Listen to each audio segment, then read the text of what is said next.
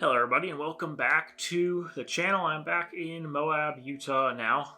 This was a 4-day road trip out to Death Valley National Park, which is about a 9-hour drive from here. First time I visited Death Valley was back in November of 2022, so a little over a year ago was my first visit there, and I kind of knew I wanted to go back to Death Valley again, and a friend of mine, he kind of recommended we head out to Death Valley, and it was definitely well worth it. So our first day out there, we ended up we didn't do too much, but we ended up getting up to Badwater Basin for sunset, which was the beginning part of this video.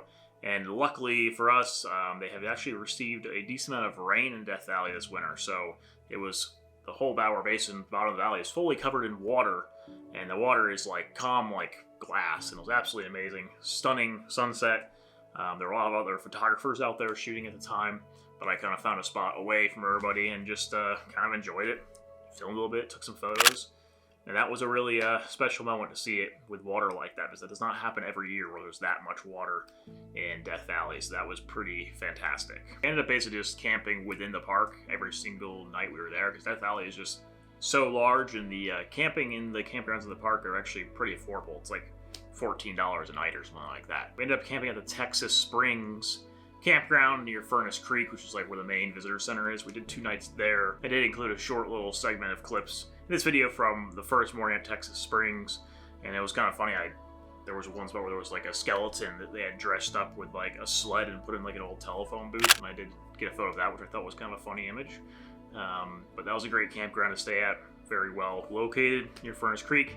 And then day 2, we ended up heading up to Dante's View and did a hike there along the ridge in the what are called the Black Mountains, which are like 5,000-foot peaks that are there in the park, overlooking Badwater Basin and the whole valley. And the other side of the valley is the Panamint Range, which is the highest range in the park, which has the highest peak, which is Telescope Peak at 11,049 feet, I believe. And those peaks did have some snow on them, which was really amazing.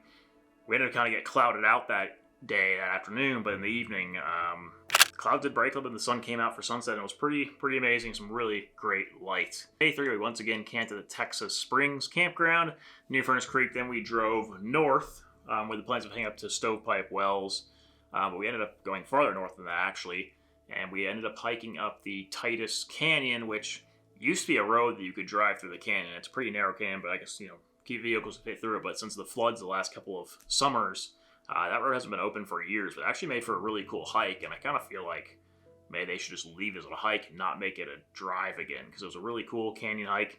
Didn't really get many photos from it, but I did get some clips, so it did show up in this video. Then from there, we drove farther north, and we decided to camp in the Mesquite Springs campground in the pretty far north section of the park. We went to the, I always forget the name of this, the Ubehebe Crater for sunset.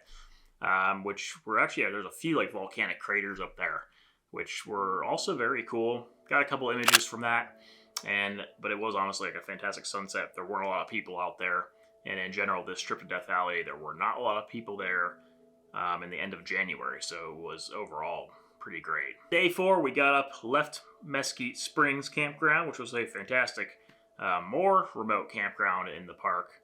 Really enjoyed it up there.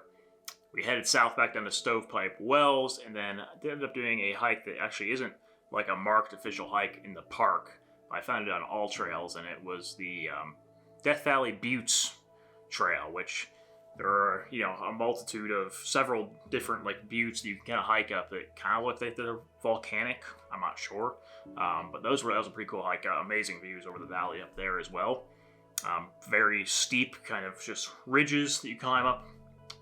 Short mountain peaks, and those were pretty fun. Get to see some cool views of the valley looking west, and you can kind of see the next place we ended up going for sunset, which was the Mesquite Sand Dunes, which was a very popular spot in the park.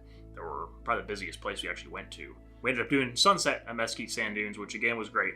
I did visit Mesquite Sand Dunes my last visit in November 2022, but I went midday, late morning, midday, and kind of maybe spent like an hour there last time, but this time we ended up spending a couple of hours there in late afternoon and evening, and it's for sunset, which is kind of where I ended this video in our 4th day in the park, which was pretty awesome. And for anyone who hasn't been to the Death Valley, I would definitely highly recommend it. It's a very different national park from a lot of the western parks. It's the largest park in the lower 48 of the United States, basically the largest national park outside of Alaska, and The landscapes are very vast and dramatic, which is kind of what's very interesting about it. There's not a lot of vegetation until you get very high in elevation. Even in the Black Mountains above, up near Dante's view and stuff, over 5,000 feet, there's still no real like trees and stuff. So it's a very, very vast landscape. It feels very remote and just different from any other park that I've been to. That's kind of what I like about Death Valley. It's very unique and very different, and it feels in a way almost like has a kind of an eerie beauty to it that's different than anywhere else that I've been in the West, really. If you guys did enjoy the video, thanks for watching. If you want to subscribe to my channel down below, you can do so. There'll be more content like this coming out in the near future. With that all said, thank you for watching, and I'll see you guys in the next video.